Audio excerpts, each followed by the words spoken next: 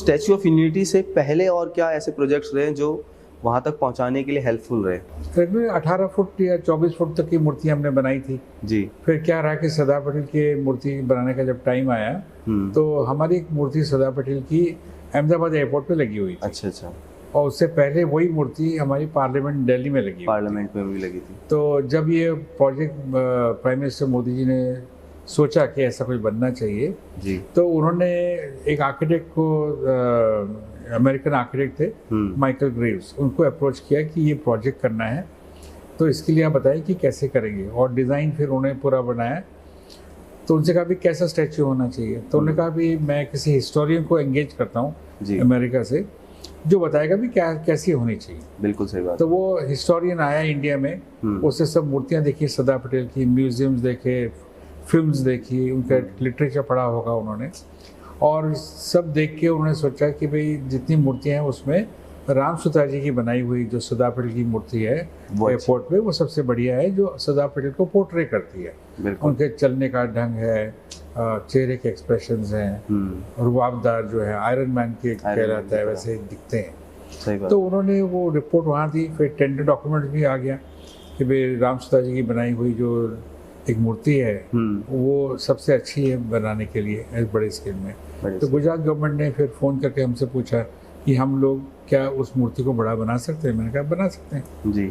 तो उसी का एक बहुत बड़ा फोटोग्राफ का कटआउट लेके केवड़िया जहाँ पर अभी मूर्ति खड़ी है वहाँ पर फाउंडेशन स्टोन का उन्होंने वहाँ रखा गया, जिसमें आडवाणी जी थे, प्राइम मिनिस्टर मोदी जी थे उस समय, सीएम थे उस समय। तो पहले एक फोटो रखी सिर्फ, हाँ, कटआउट दिखाने के लिए कि यहाँ बड़ी मूर्ति बनने वाली कैसी लगेगी।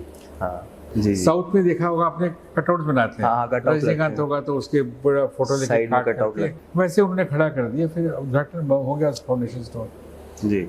और फिर जब टेंडर निकला तो उसमें 2-4 ही बड़ी कंपनीज थी, जिसमें LNT कंपनी थी, हाँ LNT से, JMC कंपनी थी बॉम्बे की। तो ऐसे लोग आए तो उन्होंने हमसे अप्रोच किया जी, भाई आपका नाम है तो आप ही स्टैचू बनाए तो अच्छा रहेगा जी।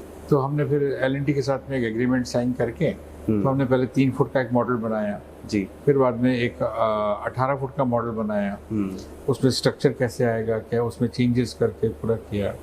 फिर वो हमारा 3 फुट का मॉडल और पूरा बिल्डिंग का जो सेटअप मॉडल था वो मैंने बना के दिया बिल्डिंग के साथ जी, और वो उन्होंने प्रेजेंट किया। फिर वो उनको प्रोजेक्ट मिल गया जी। मिलने के बाद में फिर आगे की प्रोसेस में हम लोग 18 फुट का 30 फुट का ऐसे बनाते हुए चले गए। अच्छा, पहले बड़ा बनने से पहले 2-3 बार अलग अलग बने हैं तो डिटेल्स बढ़ती जाती हैं, जैसे स्टैचू बढ़ेगा तो हमें डिटेल्स भी और करनी पड़ेगी, बढ़ानी पड़ेगी। सही बात है, क्योंकि वो जैसे छोटे स्टैचू से यदि स्केल करके इस स्टैचू को 522 फुट करेंगे तो सब डिटेल्स मिस हो जाएंगे। जैसे आपके ये होते हैं ना पिक्सेल्स होते हैं, या पिक्सेट हो जाती है। सही बात वो है। हो जाएगा। तो हमने पहले 30 फुट का बनाया, फिर उसके बाद में फिर 522 फुट की मूर्ति उससे शुरू हुई।